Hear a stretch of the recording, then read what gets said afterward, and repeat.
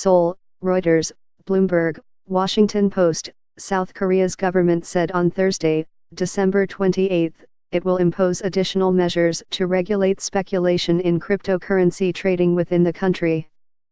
The government had warned several times that virtual coins cannot play a role as actual currency and could result in high losses due to excessive volatility, the government said in a statement.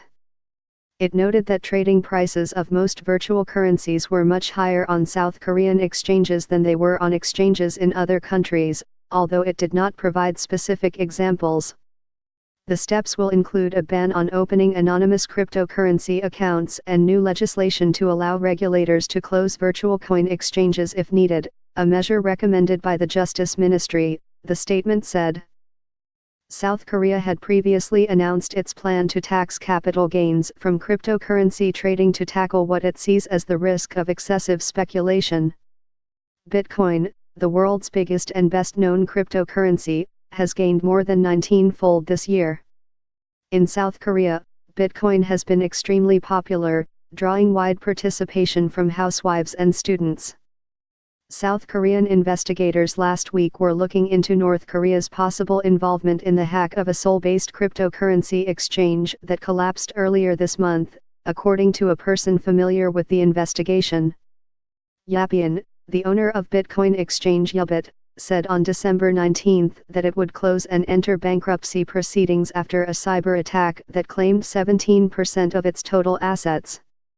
It was also hit by an attack in April that local media have linked to North Korean hackers.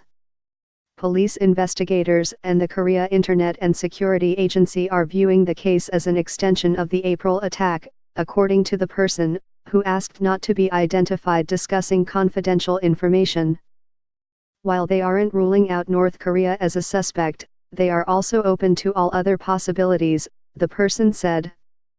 The Wall Street Journal reported earlier that investigators saw telltale signs that North Korea was behind the Yubit attack. Spokespersons for both the police and Korea's internet security body could not immediately be reached for comment. North Korea has used an army of hackers to try and raise cash as the U.S. has stepped up sanctions in a bid to thwart Kim Jong-un's push for the ability to strike the American homeland with a nuclear weapon. Earlier this week, the U.S. blamed North Korea for the WannaCry ransomware attack that affected hundreds of thousands of computers globally this year. While North Korea allows internet access to only a small portion of its population, it began to train its techno-soldiers in the early 1990s, according to South Korea's Defense Security Command.